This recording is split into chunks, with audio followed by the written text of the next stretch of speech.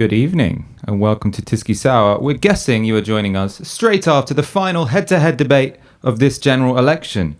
From now until December the 12th, the only thing that can really shift the polls is you guys knocking on people's doors and telling them why they should vote for hope and socialism over, I suppose Boris Johnson calls it getting Brexit done, but we know that this is going to be years of wrangling with the United States and potentially selling out our public services. So there's all to play for. In terms of that debate, it wasn't the most scintillating TV I've ever watched, but you can go knocking on those doors knowing that our leader, your leader, Jeremy Corbyn, has straight glasses this time around. So he looked prime ministerial, but I mean, in my opinion, somewhat of a truce. Obviously, we'll break it down as we go along. I'm joined this evening by James Butler. Good evening.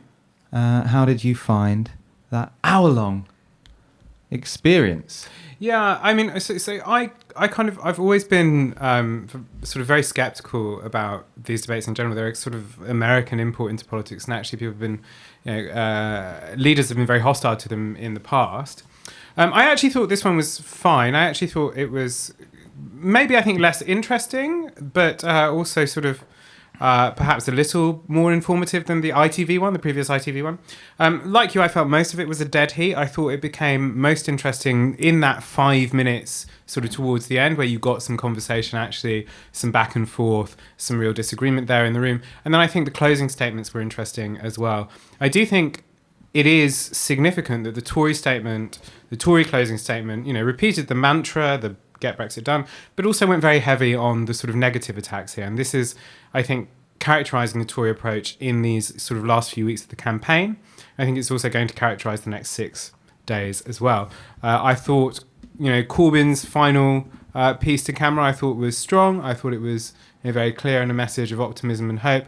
But for the rest of it, I mean, what was pretty clear was that both of them were really speaking past each other, right? They were speaking to their respective bases. This is why Johnson's going hard on get Brexit done. He's going hard, on attempting to undermine any sense that he's a threat in any way to public services. He knows that's very much a weak point for him. This is why Corbyn is also going very hard on the NHS, why he's also going very hard on public services. And I thought he could have gone harder. Didn't go hard enough, really, on linking Johnson to the Tory party. I mean, that was very clear at the beginning of the debate. But it's essential for him, really, in these next few days. It's essential for all of us, really, to be making very, very clear the point. So Johnson did this a lot, right? He said, I've only been in power for 130 days.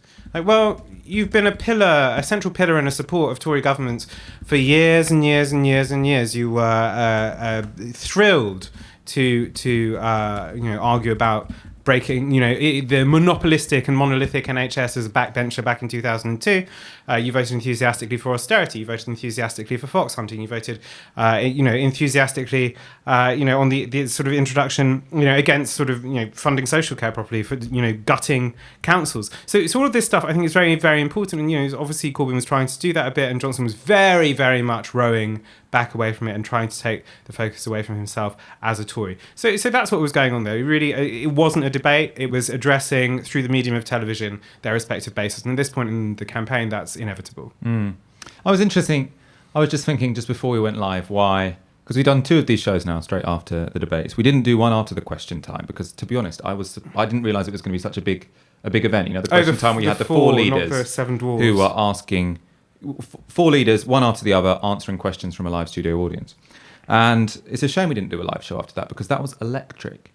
And I was thinking, why is it that after both debates, which I think in both cases we said were fine, it was a bit of a truce. Jeremy Corbyn got his point across, Boris Johnson got his point across. Last time, it was a shame there was no real, zingers this time around. Last time there was Corbyn bringing the receipts about Boris Johnson in a trade deal with the Americans and talking about the NHS. He had a good line on that we'll go to later. But the receipts this time, which were fine, there's going to be some custom checks between Britain and Northern Ireland. Yes, I think that is something that actually could, cause damage in a general election. But it doesn't really fit with what are Jeremy Corbyn's values, which he is passionate about. When he's shouting at him about trading away the NHS with the United States, I mean, that ticks actually loads of Corbyn boxes. He's never been that keen on deals with the United States. He's a big fan of the NHS. And I mean, there is this like long-standing division within the Labour Party, right? And it's a kind of instinctive cringe that attends like most Labour politicians, right? And it goes right the way back to, if you remember, and it come out, recently again. It's now a kind of line that Labour activists like to trot out about the Tories. They're lower than vermin. It's a quotation from a speech given by Nye Bevan just before the introduction of the NHS. But Attlee wrote to Bevan saying, "Oh, I wish you hadn't done that. That's very bad. Please stop doing that because we want to bring it in as a kind of consensus. We're respectable politicians. We're statesmanlike." And Bevan was like, "Yeah, but they are actually scum, though." And so, but that division within the Labour Party has always been there, and it's that figuring out like how to have a class politics while also making yourself look like a party of government. It's a very difficult thing to do, and people tip from one way to another. Personally, always with me, I would always like to see more attack on the Tories. But that gets me going. It doesn't necessarily get everyone else going. Well, I think when I started my previous point, I got distracted by talking about the NHS and the United States. But I think why the Question Time event was electric and the debate wasn't, is because the thing that's refreshing about Jeremy Corbyn and the reason he inspired people and the reason, he had a breakthrough and when he was running to be leader of the Labour Party, is that he answers questions quite honestly. So one thing that was quite impressive in that Question Time was he was asked, it was really niche, I don't know how this question got through, but someone asked him a question about Bolivia and why he'd sent out a tweet in solidarity with Evo Morales. And Jeremy Corbyn was just there, thoughtful, and he gave a sort of like 3-minute, very considered, obviously it was quite right, but he gave a 3-minute, very considered speech about Bolivia. He answers questions directly, and after that half an hour, you're like, well, that's a guy who just, he answers questions saying what he thinks. He seems very knowledgeable. You can ask him questions about anything, and he has sort of like a reasonably long answer that he can deliver to it, and which is fairly convincing. And I think that's why people see he's an honest guy. We can understand that. In a debate, as we saw today, it really is about message discipline, because it's very difficult to, I suppose, answer a question, in an honest, considered manner when, one, you only have 30 to 60 seconds to answer it, and two, when you're standing next to someone whose whole job is to trash it. So you do have to be, engaging more in a disciplined battle. Absolutely. This is why I hate these debates. They're not debates. Well, some people so Bernie Sanders is a more probably rounded politician than Jeremy Corbyn, because he can do both. He can do that sort of considered answer to a crowd of people where people are like, yeah, I really get his values, and he can do the message discipline. This is what I'm attacking you about. Because if Jeremy Corbyn was a bit more of an aggressive chap, you could have Labour message discipline in a debate like that, and it would be based on who do you stand for. So I think many of the answers that Boris Johnson gave, you can have the response. Who is it that you stand for? When it comes to getting Brexit done, why are you so keen to get your deal through as quickly as you are? Let's look at your past. You were the person who said you have been kinder to bankers and you have been the best friend that bankers have had in this country.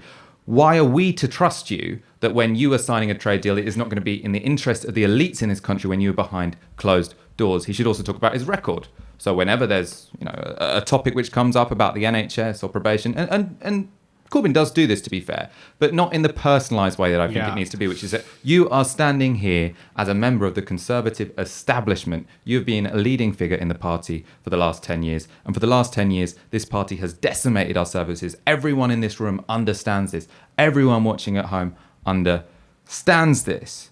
And I think he could have returned to that slightly more often. Well, this is exactly as I was saying. I think one has to be really relentless in making the case that this guy is not exceptional. He's not unusual. He's not, particularly distinctive. He might be a particularly execrable example of a Conservative politician. He might have a slightly more flamboyant line in Lies and Deception. He might have, a slightly... I don't find it charming, actually. I think various people in the press do, but I've never found it charming, this sort of bluster and sort of ill-concealed smirking and ill-concealed sort of fury and entitlement when he's called on these things. This is who this guy is. It's not very distinctive from the Tory party, and I think you have to make it very much about his political record, but also, there's nothing exceptional about Boris Johnson government. It's 130 days more of the same of what we've had for 9 years. I think actually the first clip we were going to show is I can't remember if it's Boris Johnson giving a lie or Boris Johnson being called out on the hospital's lie. It's him being called out on the hospital's lie. We'll go to it in a moment. That's something that I think, Jeremy Corbyn was strong on, and the Labour Party have been strong on and has cut through. People do understand that when Boris Johnson has made claims about the amount of hospitals that will be built or the amount of nurses that will be added to the NHS, they have been simply untrue. Where I think a greater connection could be made is it's not just that Boris Johnson is a pathological liar. So that's the narrative is often, you can't trust this man, he's a pathological liar. But I think the answer could be more, of course he's lying. Of course, when this man said he was going to build 20 hospitals, of course, when this person who is as establishment as they come, who has never struggled in his life, who has always dined with the wealthy and drunk at drinking clubs in Oxford University. This is not a man who is going to redirect the resources of this country, as I would, to rebuild our NHS, which is the greatest social democratic institution we have. Of course he's lying. I think it would potentially land a bit more, and I'm sure people are doing this, on doorsteps throughout the country, which is, of course, he's lying because it's not in his interest to be building 40 hospitals or creating 50,000 new jobs as nurses in the NHS. I think maybe there was a trick that was missed there. But should we look at the clip anyway? So we're going to look at Corbyn calling out Boris Johnson on his hospitals lie. The Prime Minister, the day after he was appointed, announced there was going to be 40 new hospitals. Yes. A week later, that became 20. A bit later on, it became 6 new hospitals. He seems to have a problem with the figures about hospital building in Britain. Perhaps I could elucidate. Please. Well, perhaps I could elucidate Mr. Corbyn, who has a problem with coming up with his Brexit policy. But the reality is that we have a very clear agenda, which is to upgrade 20 hospitals, to build 40 new ones. It's perfectly true that the cash allocation for the whole hospital build is for 6 initially, but we're putting in the seed funding now so that they can do the architect's drawings, do the plans, do all the business case, so that in 10 years' time, as a result of the decisions taken just in the last 130 days by this government, there will be 40 new hospitals in this country. Well, what's wrong with that is 12 hours or 15 hours after being appointed Prime Minister, he came to Parliament and grandly announced there was 40 new hospitals. It turned out there weren't. That's when he was asked where they were going to be. That was then reduced to 20, and then it became seed funding for 6. It's not credible to make those kind of statements and not be able to back it up with any serious plan. We're back on. I'm going to go to you, resident Boffin.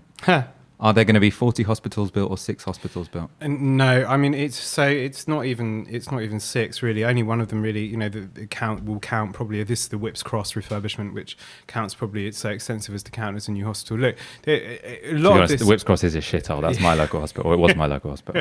yeah. I mean, I know it well. Fair play to all the staff, wonderful people, but that place is a shithole. Yeah, no, look, this is very much in the line of, the same stuff that the Tory party has been saying about national insurance contributions, right? So they're going to raise them to 12,000, 12,500 being the income threshold at which you start paying national insurance. But then that turns out to have been an aspiration. And that turns out to actually not even be something that they intend to achieve within the life of a single parliament, so within the next 5 years.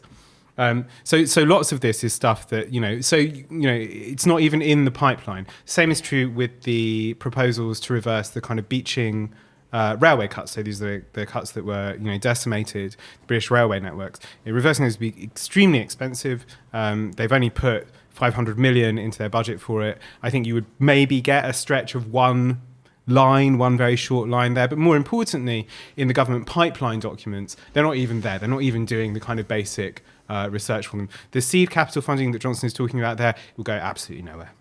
What's your take, I suppose, on why the Conservatives have, I suppose, fiddled with the truth so much when it comes to the NHS? I mean, the argument with the nurses, so that also came up, is there 50,000, are there 31,000 new nurses? One option for the Conservatives would have just been to announce 31,000 new nurses. That's uncomplicated. They are planning to introduce 31,000 new nurses. Why did they have to add on the extra 18,000? It's curious. Is there a 3-dimensional or 4-dimensional game of chess that's being played that I don't understand? Well, I mean, you'll hear messaging people say sort of 50 numbers are better than 30 numbers, stuff like that. So when you've got like a halfway to 100, that's better, whatever. I'm always pretty skeptical about that stuff, as if it's sort of like astrology for kind of political messaging. But look, I mean, the reason that, well, I mean, it's curious. Obviously, I don't have kind of psychic access to the inner workings of Tory strategists. But what I would what I would suggest is that they recognise that the 2017 manifesto contained a lot of problems for them, right? So the dementia tax being the most obvious one, but one of the reasons that dementia tax was so strikingly part of that campaign is because actually people have been talking about this manifesto as if it's really, really pared down. Actually, the last manifesto was pretty pared down, so it didn't have much policy in. This one has even less. It has sort of all sorts of concerning things, which maybe we'll come on to about amending or rewriting the Human Rights Act. That's in there in the Tory manifesto, very sort of unpleasant part of their kind of constitutional packages. But on the NHS, they recognise that it's a weak point for them. They recognise that it's always been a historic weak point for the Conservative Party, and more particularly that it's a strong point for the Labour Party. Now, I want to read something here. This is just very short. It's from a report written for a key Thatcherite organisations, entity within the Tory party called the Economic Reconstruction Group, in that kind of exciting Tory euphemism. This is back in 1977, so it's just before Thatcher comes to power. Written by Nick Ridley, who was a chief architect of the poll tax.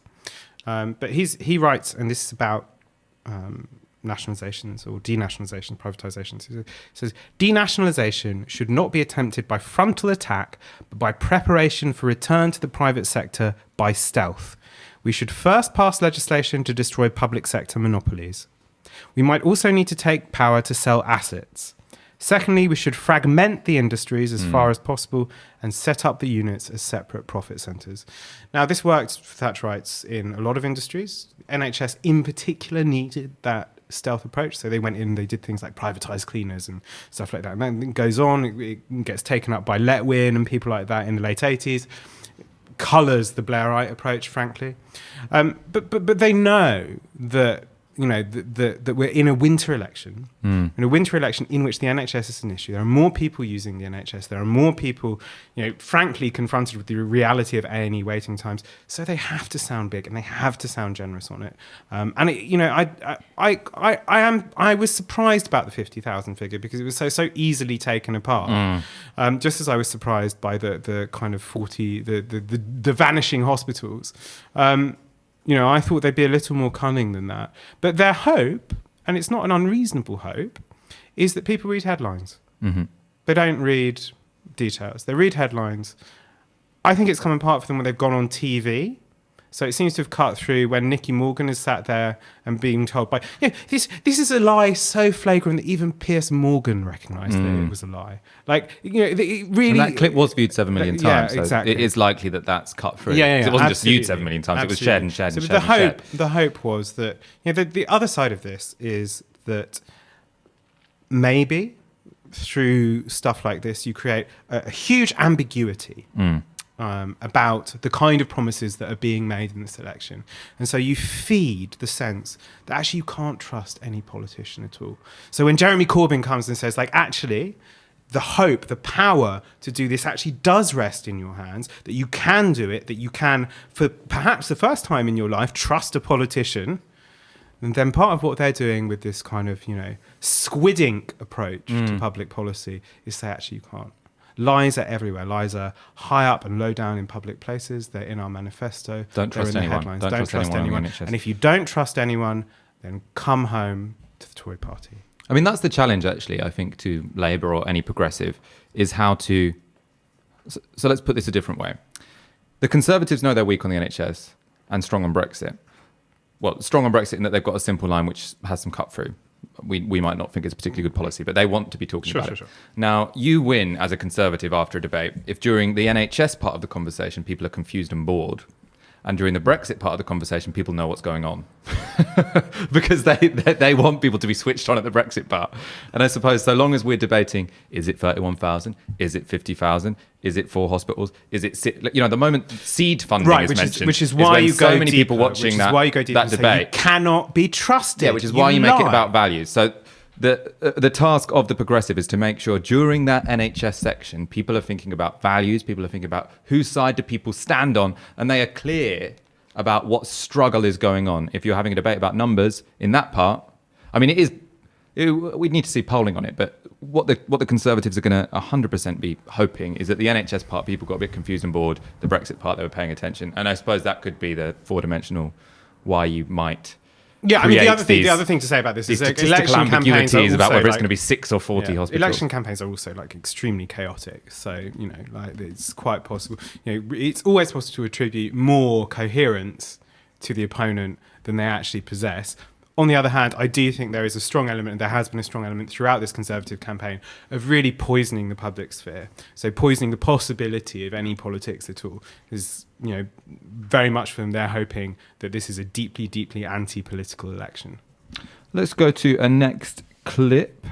So I think the highlight of the last debate was Corbyn getting out the receipts about the US-UK trade deal and discussions about the NHS. There were more receipts today. Slightly less dramatic, but I mean, potentially it's had some cut through. Let's watch those and we will discuss them afterwards. I do think we need a bit of openness from the government. We forced them to release the documents, or we released them for them actually, a week ago, which showed the access that the US were demanding to our public services. And today, the news came out of what's happening with Northern Ireland. And briefly, Mr. Gordon, for people who didn't hear the news, what are you claiming the documents show? And then we'll put it to Mr. they show Johnson. quite clearly that there are going to be charges, there are going to be customs checks, there are going to be restrictions on trade between Britain and Northern Ireland. Thank you very much. Boris Johnson. Well, actually, that is not true. The whole of the UK comes out. England, Scotland, Wales, Northern Ireland together. We do free trade deals together. Northern Ireland is part of the customs territory of the UK, and we are united. And I have to say, I think it's a great opportunity for our country. And it says unfettered access, I think is what it says. It says unfettered access, then all through it questions the fettering that will happen. That is what we will have. One at a time, please. And that is, and what the document also says is that Northern Ireland is part of the customs territory of the UK. And, you know, isn't that a problem, Mr. Johnson, that the DUP, the unionists who were your partners, they agree with him and not you? Well, they don't actually, because our deal is a great deal. I mean, if we're talking about trying to get stuff land by not having the public confused, when it went from the moment of they say they're going to have unfettered access and Corbyn says, well, they say unfettered access because there's going to be some fettering. What was going on in these particular documents, which were released dramatically in a press conference by the Labour Party this morning? Yeah, well, I mean, look, there was, you know, it's funny in some ways. It effectively demonstrates the things that we knew were going to happen with Johnson's deal in the Northern Irish context. You know, one of the key things there is about that border in the Irish Sea, that actually the kind of trade position of Northern Ireland will actually be very difficult, that there's risk of criminality, that, you know, and the new thing is that it's pretty clear that there will be actually quite significant bureaucratic impositions on movement between Britain and Northern Ireland. You know, the thing that is more striking to me about this is that it seems clear to me that Corbyn's team have learned that in order to get Britain's press to pay attention to something, you have to demonstrate that it comes, in secret document form, and you have to do it publicly, and you have to do it in front of the cameras. Almost all of this stuff. And it is detailed. It's important stuff, but it's the kind of important detail that actually should be at the centre of this election, because it gives the lie to the kind of stuff that's being claimed by the Conservative Party in public. It gives the lie to their historic commitment. I think you remember sort of going to reverse gear here for a little bit. You remember, it was probably about 12 months ago at this point, maybe even less actually, that you had people like Jacob Rees-Mogg standing up and calling the DUP the sacred guardians of our constitution. And of course, as always with these kind of effusive pieces of Tory praise, it turns out to be nonsense underneath, and it turns out to be, a convenient piece of rhetoric that they'll use to get whatever they want, because the Conservative Party, I think this is a mistake that the left often makes, the Conservative Party is interested in capitalism. It likes defending capitalists. It likes defending particularly those at the top end of the ladder. But what it is interested in more than anything else is power. And so it will very happily fuck over, people who have been very close allies to it in order to maintain its grip on power. It will lie, it will cheat, it will deceive. That's the nature of that party. It is a party, not of capitalism per se. It is a party of the ruling class. The British ruling class is weird, and so it does anything it can to sort of defend this sort of weird alliance. Anyway, so back to these documents. There's nothing very, very surprising or very new there, but it's just been pretty clear to me that in order to get things to be part of a campaign, you have to demonstrate that they have emerged as part of a kind of secret leak or whatever. I think the people to really condemn here are not the BBC outright. I know we've had a kind of strong line in BBC bashing in this campaign. I think it's been necessary and important. I've turned, by the way, from those people who thinks like the left shouldn't talk about the BBC because like it makes us look mad, to really just wanting to destroy the BBC. But that's not true. Reform the BBC. There's lots about the BBC I love. There are hugely important things that are done by the BBC, and I admire much of it intensely. But what frustrates me is the way that is the stance that its political editors especially take, which is that they think of themselves as insiders in the Westminster Village, and therefore think of politics from the standpoint of a politician. So they see their role as thinking. So you get this when reporting on polling, for instance. It's about which way are the voters moving out there, and how will we, as a political class, respond to it? Right. So it gets you get process stories about the stuff that's going on inside politicians. Actually, you would think, or you would hope, that their role ought to be to look at the stuff that's being presented more so than in any election that I can remember, even more so in 2017. You have very, very clear ideological divisions between the parties. And instead of saying, the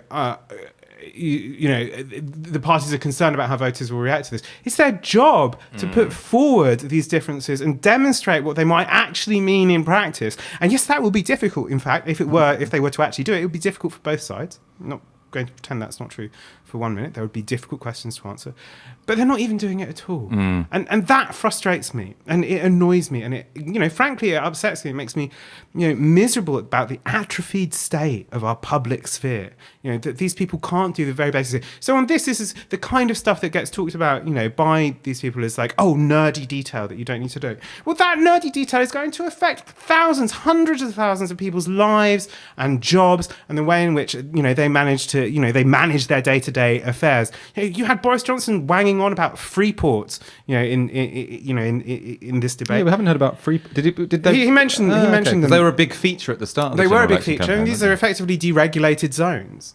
This is a serious change to the way in which like Shenzhen province in where China, the business is done in this country, and it's a negative one. It's a really negative one for a lot of people.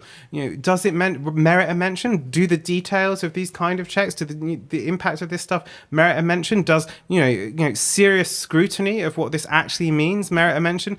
No, it merits a chortle on some absurd BBC pseudo podcast. I mean, what the fuck?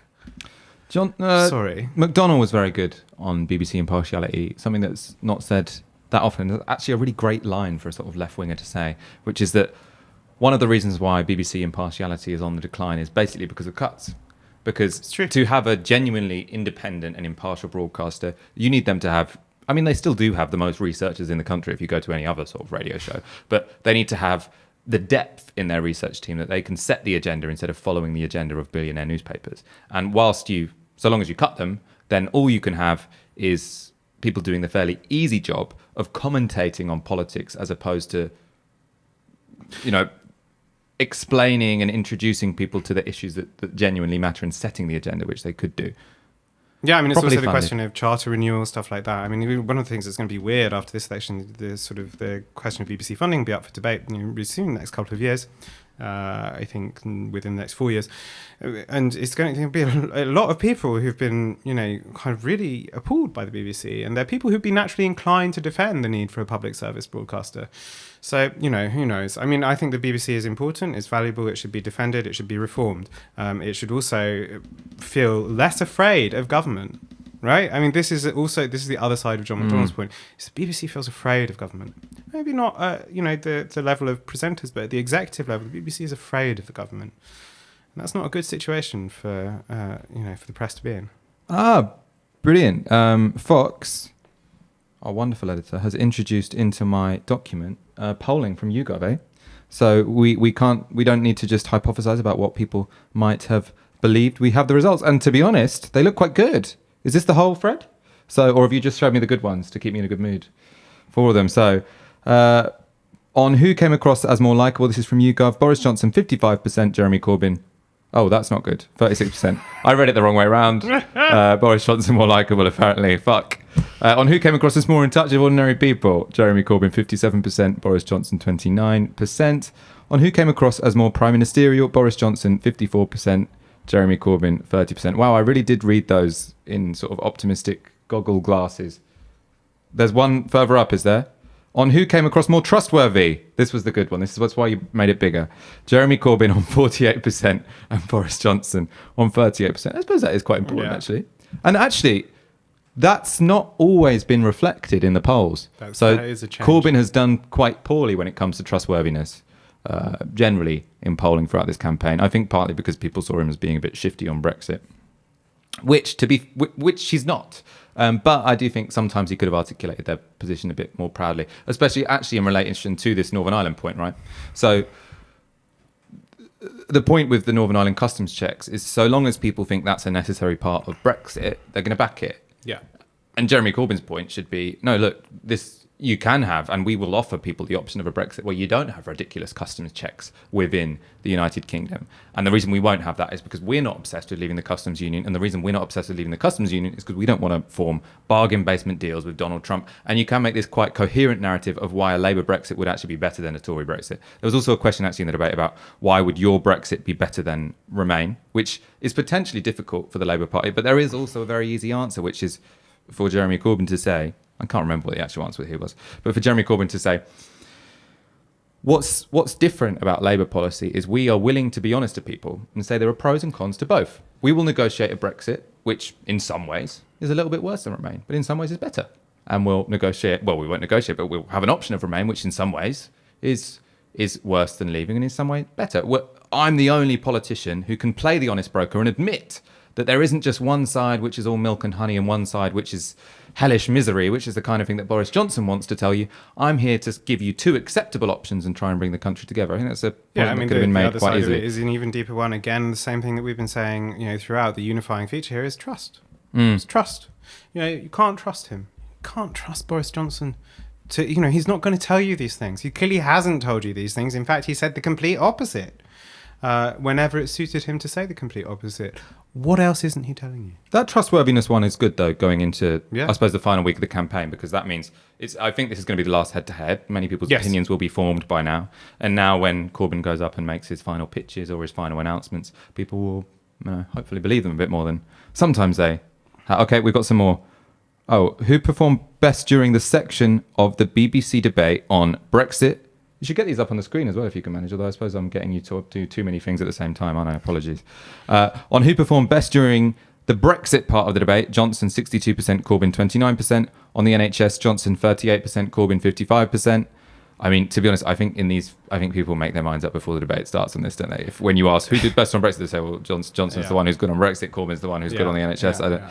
Government spending, Johnson 48%, Corbyn 43%. Dead heat. Security, anti-terrorism, Johnson 55%, Corbyn 34%. To me, that looks like a lot of confirmation bias. Because there's no, you need to see a surprise for that to be interesting, whereas people have, it seems sort of, I suppose government spending, I suppose that's just a left-right thing, isn't it? Are you in favour of government spending and taxing or not? A ridiculous part of the debate, actually. I don't think we have a clip of this. Huge and absurd was the one where Boris Johnson says taxation always falls hardest on people on lowest incomes. I mean, this is. Has he not heard of progressive taxation? Does he think the only form of tax is the poll tax? Was that the only point he pricked up his ears in? What did he do? Classics or PPE or in? He did classics. Classics. Yeah. I suppose they didn't do much tax. How did they tax the ancient Greeks? You probably know the answer to this. I do know a bit about kind of you had sort of, it's one of the problems that really you had. I'm not going to get into. Was it progressive taxation? You have kind of tax farming that goes on in various iterations of empires, and it's one of the things that leads to the eventual collapse of various ancient states. Is actually the way in which taxation is collected, and then taxation was very regressive in feudal times, right? Because people with privileges were, legally exempt, not like now where they're not legally exempt, but they just move it to the... Sometimes they are legally exempt. I mean, one of the problems we have in this country is, for instance, non-domicile people who have, who live here but who have, who are formerly resident elsewhere. So when tax time comes around, they go, "Sorry, not me. I might physically be here, but I don't actually live here." It's not legal privileges. It's just very good accountants. I mean, I just think, I think it is legal privilege. It's actually, I mean, it's the etymology of privilege is private law. We're going to go to another clip in a moment, but first of all, you're watching Tysky Sour, you're watching Novara Media. It's a great pleasure to have you watching this show after the final head-to-head debate of the 2019 general election, momentous times. As you know, this show, this channel, this organisation is only possible because of your kind donations. If you are already a subscriber, thank you very much. If not, please go to support.novaramedia.com and donate the equivalent of 1 hour's wage a month, or pop us a little election bonus. Like this video, it means it appears in more people's feeds. Share it on Facebook, share it on Twitter. Keep your comments coming. We'll go to your questions at the end. I think we're now going to watch a clip of Corbyn sort of landing a blow on Johnson when it came to those US-UK trade negotiations. Now, you sent an email on behalf of the Labour Party saying, imagine opening a 5-figure bill for your cancer treatment. Do you accept that that is totally misleading? There is no possibility of anybody having NHS cancer treatment and having to pay a 5-figure If you end up with a privatised service, that's what you get. If you end up with that US trade deal, that is what you get. Now, the Prime Minister says he's not going to do that sort of a trade deal. If that's the case, why did the talks go on for 2 years? It doesn't take 2 years to say no to privatisation of the NHS. Okay, thank you, gentlemen. Thank you very much indeed. Thank you.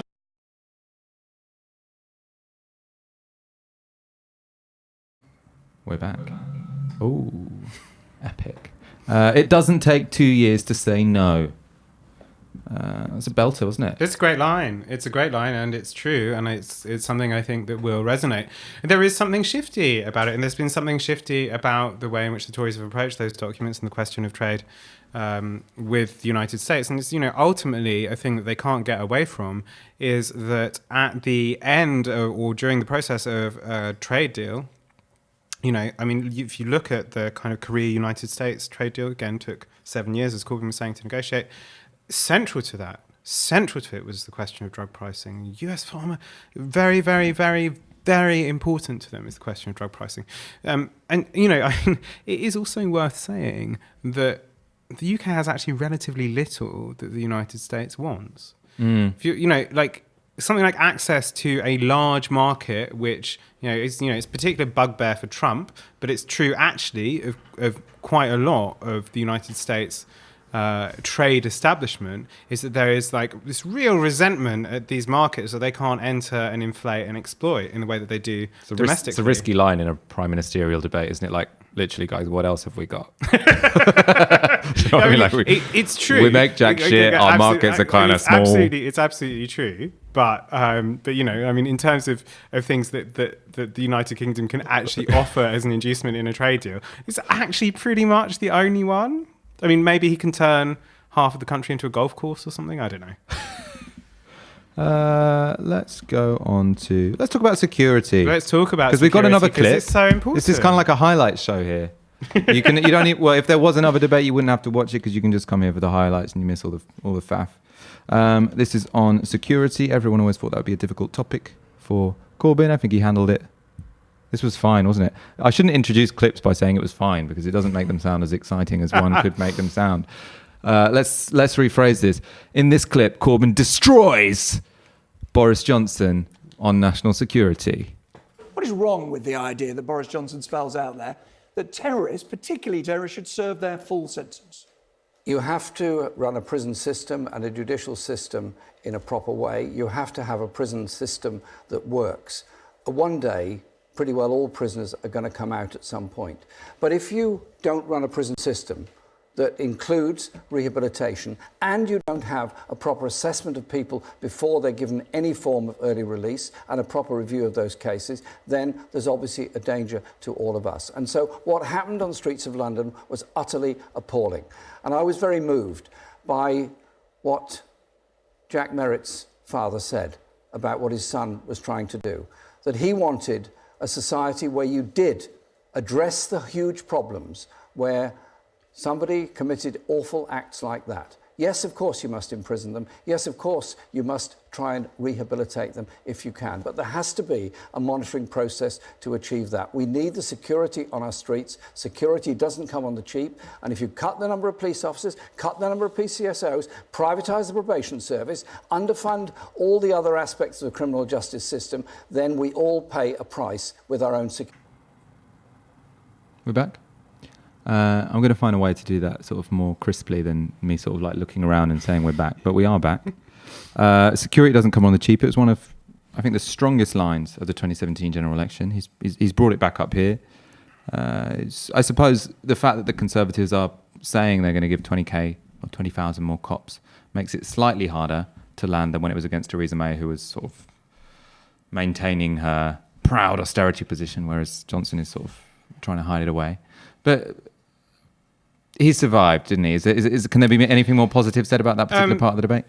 Yeah, I mean, I think positive and negative things to be said. The positive thing I would say is that actually he didn't take the approach that historic Labour leaders might have done, which is to cringe in the face of security questions and say, oh, actually, I also think the Human Rights Act should be abolished or changed or altered, which, by the way, is a promise that, you know, despite what Boris Johnson was saying in that debate, the Tory manifesto contains a pledge to rewrite the Human Rights Act. You know, What are they going to do to it? well, I mean, like many of the Tory pledges, it's completely vague. It's part of their constitutional pledges that we need to look again at these things. But look, it seems pretty clear to me that the measure that they have in the Tory manifesto about seizing the property of Roma and Gypsies is going to require revision of the Human Rights Act. Otherwise, it'd be challengeable in the ECHR, which, by the way, we are still a signatory to and that we don't leave after Brexit. ECHR, European Court Convention on Human Rights. Not court. There is an associated court. Okay. But yeah, no, so it would be absolutely challengeable in there because it's a basic infringement of human rights to confiscate property in that way. So, you know, you're faced really, despite what Boris Johnson was saying there, you're faced with the frankly rather grim prospect of the cold hands of Priti Patel running through the Human Rights Act thinking, no, get rid of that one, get rid of that one, get rid of that one. And that's, you know, that actually should be a pretty scary prospect. And let me say also, there is something hugely, hugely important about bringing back a social democratic approach to the question of security. And it's very difficult to do in a debate like this, but it should be a concern of the wider Labour movement to understand very, very clearly that crime and that, you know, even some of the terrible crimes that are used to terrify people in the country when you resort to law and order rhetoric, you know, these are primarily functions of political economy. Historically, almost all thinking on crime, violent crime especially, relates it very clearly to the question of the way in which a society is run, and in whose favour it's run, and the kind of the way in which we think, or the way in which we fund, or the way in which we support people's lives. Right? So this is something that's very, very clear from the early studies of policing. You go back to Patrick Colquhoun, you go back to Adam Smith actually, who says very similar. It's very rare you cite Adam Smith in this way, but Adam Smith says it. And that gets lost under Thatcher. You know, crime becomes, you know, purely a question of individual, maleficence or moral responsibility. I think there's a role for that. But, you know, we need to rethink the way in which we think about crime. And that includes thinking about actually, you know, modern contemporary criminals. They're not just, you know, the terrorist is the figure, you know, par excellence of kind of criminality for the Tories, but we need to be thinking about crime in other senses as well. You know, where the human trafficker? You know, where is the derivatives trader, the person who crashes an economy based on kind of, you know, where's the LIBOR rigger? Where are the people who fucked the economy in 2008? You know, where are the people who are, you know, digital rip-off merchants? You know, where are the people who are phone scammers? You know, so there has to be a rethinking of the way in which we conceive of crime in this country.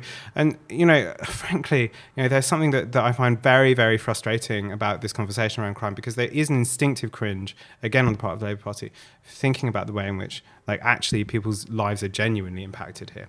That would have been a nice. That would have been a nice pivot, actually, to sort of say, of course, we need to have a situation, have a system whereby people don't leave prison when they're about to commit terrorist acts. Something clearly went wrong there, and we in government would deal with that.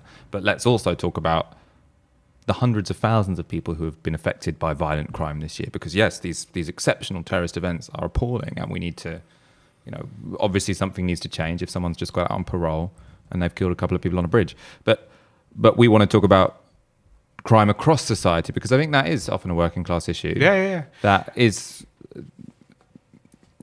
also shied away from by Can I the read Labour you Party. something? It's my favourite line on crime and punishment, and it comes from a very unusual source.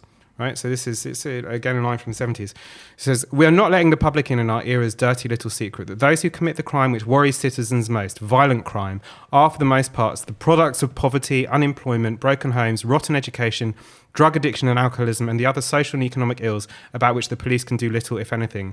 Rather than speaking up, most of us stand silent and let politicians get away with law and order rhetoric that reinforces the mistaken notion that the police, in ever greater numbers and with ever more gadgetry, can alone control crime." That's not some hippie lefty academic. That was Roberto Di Grazia, Commissioner of the Boston Police in 1976. I was expecting more of a reveal than some guy I'd never heard of. But what he was. This is the guy who was head of the Boston Police head of the Department. Boston Police.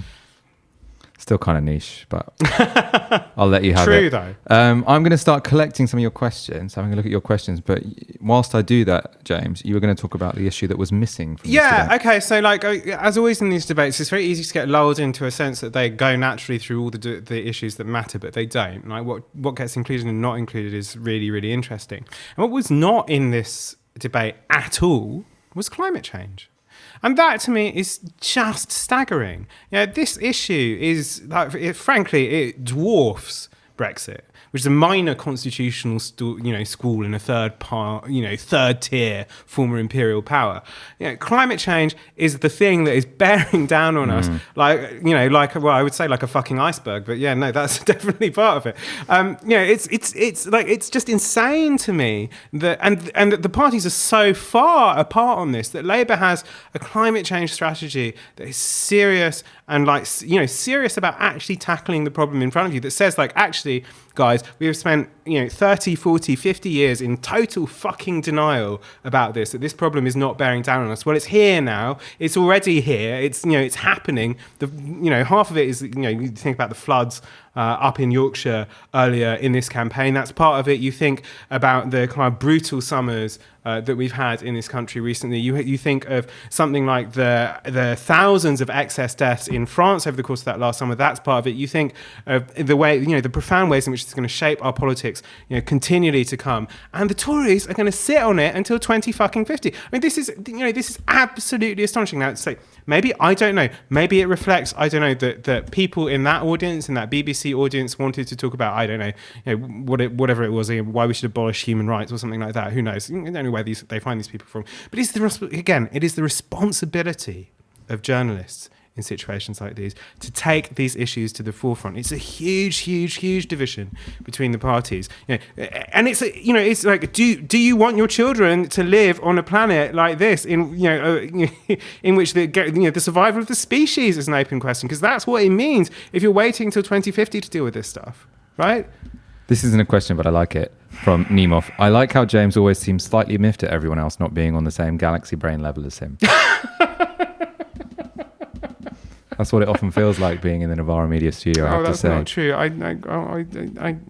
To be honest, it wouldn't matter because we come in here at very different times. You come in at about... What time do you come in to record your The Burn? Well, this morning I was in just after 5 a.m. And then I come in at about 6 p.m, so we don't actually cross paths that often. Always a pleasure when we do, of course. Even if you do sometimes seem miffed that I don't share your same galaxy brain level knowledge about previous chief police officers in American cities from decades gone by. Cyril Potapov. What are our leading messages right now on the doorstep? You go first. NHS.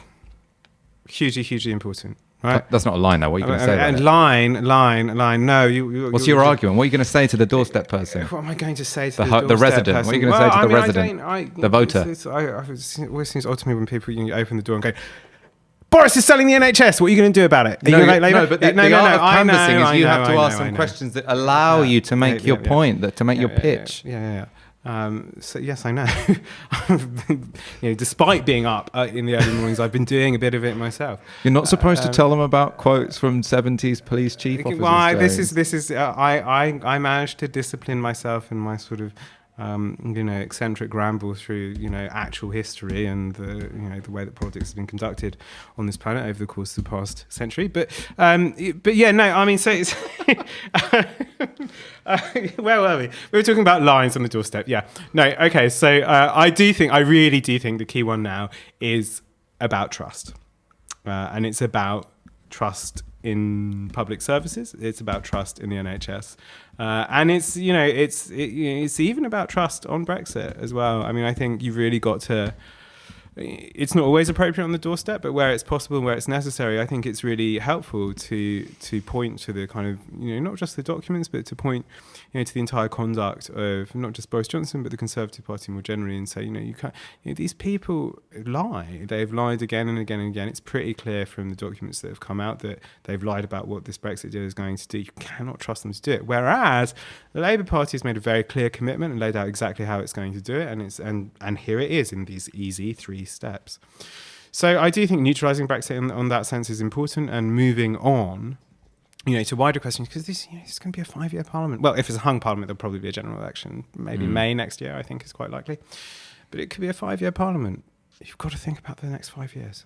I agree that the argument has to be about trust, but not in the way that sometimes. So sometimes the way the argument is about trust is that you don't know how many kids he's got. No. Or he has a tendency to lie and fib, and sometimes what he says isn't quite true. I think the issue about trust should be, and is in fact, that the next prime minister of this country, if they get a majority, is going to be one of the most powerful prime ministers we've had in a very long time, because they get to set the political economic agenda of the country for decades to come. Nice. If they're signing a trade deal with the United States, they get to decide the relationship between our public services and other governments. And they're the kind of things that it's actually quite difficult to undo for parties in the future. So whilst in normal times you might think, oh, fine, we'll just have this bumbling guy for 15 oh my God. This bumbling guy for 5 years, he'll get Brexit done, which many people on the doorstep want, and then we can sort of move on. This isn't just a 5-year project. If Boris Johnson, and the problem isn't that he just happens to lie, the problem is that he is a person who has consistently been on the side of the establishment, the side of bankers, who doesn't give a shit about ordinary people, never has done, which is why they have to hide him from ordinary people after the fact that in the first week of the campaign, they sort of tried taking him out in public. It didn't go very well. And now he's being hidden. He's under wraps. He won't be under any scrutiny. And then he's going to go into negotiations with the United States with Donald Trump. And ultimately, well, you say crumble, but that would be the wrong way of describing it, because he's not going in there even attempting to say no about the NHS. He's going to go in there saying, like, look, Mr. Trump, I know that we have to, you know that I've got some difficult voters at home. So whatever I give you on the NHS, we're going to have to dress up like it's not actually me giving you that much, even if it does allow you over the longer term. You can see that in those documents. They're taking cues from US trade negotiators on how to sell chlorinated chicken into the country. It's like that, it's not just something that's going to happen in the future. It's already happening. It's happened under the Conservative Party, that they're going snivelling to the United States on how to flog off this kind of terrible, really poorly treated and, frankly, very, very unpleasant food products to the United Kingdom. The answer to this question is no. I'm going to read out the question there. Raging Platypus question. Is our best hope to disqualify the Tories on account of electoral fraud, overspending and misinformation? No. Not going to happen. No. You have to win the election on arguments. You have to win the election on speaking to people before it happens. Can I just say this is really important, because it's not to denigrate our questioner in any way, because I understand where the question comes from, but there is a political consequence to this kind of stuff, and it's the kind of political consequence that was really noxious and really dangerous in the legal challenges over Brexit, when you had these kind of like Remainer lawyers chortling along to court, trying to find some loophole, some technicality, from which, with which to undo Brexit. Now, look, I'm all for judicial scrutiny. I'm for judicial review. I think the courts have an incredibly important role in keeping Parliament honest. This, by the way, is something Boris Johnson wants to do away with as well. But it has political consequences. It has political consequences not to the people who are like mostly okay with that kind of stuff happening. It has political consequences to people who feel like they'd never won anything in their life before, that they were people whose desires, whose hopes for a decent life, or even hopes to be taken politically seriously, even to be recognised as a political constituency, which incidentally the Blair government holds a great deal of responsibility for, even to be recognised as people with meaningful political voices, got nothing and got nothing and got nothing, got ignored and ignored and ignored, and then they won something. And the same people who ignored them for years and years and years go to the courts to take it away. That has a political consequence. You have to win. You have to win politically. You can't win through legal means. It's just so politically dangerous. A related question actually is you can't win an election by saying it's not fair. And that does put the left in quite a difficult position when it comes to the BBC, because there is a tendency, and it's very difficult to resist, to just spend a lot of time being incredibly outraged at biased reporting on the BBC. But that probably doesn't win that many votes. I don't think it wins many votes. I think I'm not saying you shouldn't do it, because if it's true, you should speak out about it. I think it has an important role in making things better, not get worse than they are. That there are people who shout back at these people. I do think that it's fair to say that the rules on impartiality in this election have been bent and even at times broken in ways that are unusual and in some ways unprecedented in a British electoral campaign. That is not just the fault of the BBC. It's not just the fault of kind of rather supine and uncritical political editors. It's also the fault of the politicians themselves, and especially Boris Johnson. The comments is now, and I say this in the kindest way, degenerated would be the wrong word, but there's lots of people debating MMT, modern monetary theory, and I have promised you an actual show on that, and I am going to get an MMT in after the general election. But just in our election coverage, I say when you're explaining complicated things, you're probably not winning the election. If you're telling voters whether or not money is real, I don't know, that's probably a not particularly polite way of talking about MMTs, but we're going to get on a proper MMT and we're going to have a proper debate about it after the general election when we have a Labour government, because then it will be a key question in the Bank of England at that point. Do they appoint an MMTer, or do they appoint, what's the opposite of a modern monetary theorist? I shouldn't speak about this. Okay. Final question, James. What is your favourite Bakunin quote?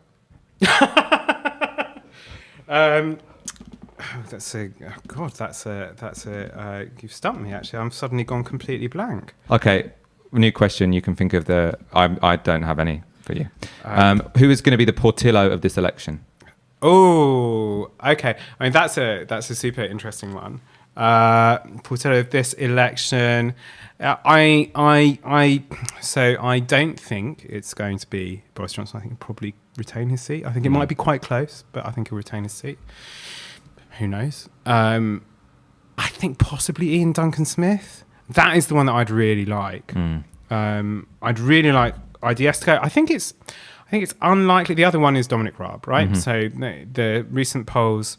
Doesn't that rely on loads of Lib Dems? Enormous amounts of... No, it involves amounts of tactical voting for Lib Dems. For Lib Dems. But what I mean is just I just don't see if there's a momentum behind the Lib Dems to beat Dominic Raab. I mean, I think in that particular constituency, I think it's possible, but I think it's quite unlikely. Yeah. So in a by-election, I think he'd lose. In a general election, no, because this whole tactical voting thing gets basically... I agree. Of course, the Bakunin line, which is also associated with my favourite, indeed the only comic book that I've ever really enjoyed, is one that's quoted by the hero very early on. It's I never know. I've never seen the original of the quote, by the way, but it gets paraphrased throughout kind of 19th century anarchism as well. Is that the passion for destruction is also a creative passion, right? It's that sense, and it's very common among in the 19th century left, which is that sense that actually it's there in the slightly later than that song Solidarity Forever. We can bring to birth a new world from the ashes of the old, right? That sense that actually the our criticism, and it's something that, you know, sometimes I think the left in Britain could do with a bit more of, actually, is to understand that, you know, institutions are not in themselves sacred. Norms were made to be changed, and that actually we should perhaps respect a little bit more that impulse To destroy. To understand that sometimes it's necessary for things to pass away in order to build new ones. I like it. I like that. Which was the quote? Now that we've got, what was the Bakunian quote? Oh, the passion for destruction is also a creative passion. Great. Take that attitude out onto the doorstep. I mean, Does I think that's probably not one Maybe to canvass with, but yeah, keep to the lines we said before about this being a key election. Boris Johnson is going to have a lot of power, and he is going to negotiate a trade deal with the United States for the interests of the elite, the business class, not the interests of ordinary people. And he's going to fold when he's talking to Donald Trump, not so much because, well, partly because he's weak, but also because he doesn't give a shit about ordinary people. All right, let's leave it there. We will be back same time, same place on Monday. We're doing nightly Tisky Sours until Thursday, at which point we will have a 6-hour-long, at least, election sesh as the results come in. Thank you, James, so much for joining me this evening. It's a great pleasure, as always. Thank you to our Tisky Sour viewers. This is the final weekend before the election campaign. Go out, talk to as many people as you possibly can, because it will. And hopefully we'll be commenting on the difference you have all made on Thursday when the results are... Yeah, and by the way, what I should say is email me with stories from the doorstep for The Burner, which goes out obviously every morning at 7:30 on our Telegram channel, and also makes its way to our SoundCloud a little bit after that. But I want to hear from you. I want to hear everything that's going on and what your experiences are over the course of this weekend while you're canvassing. And go to support.novaramedia.com so we can keep doing what we do. Good night.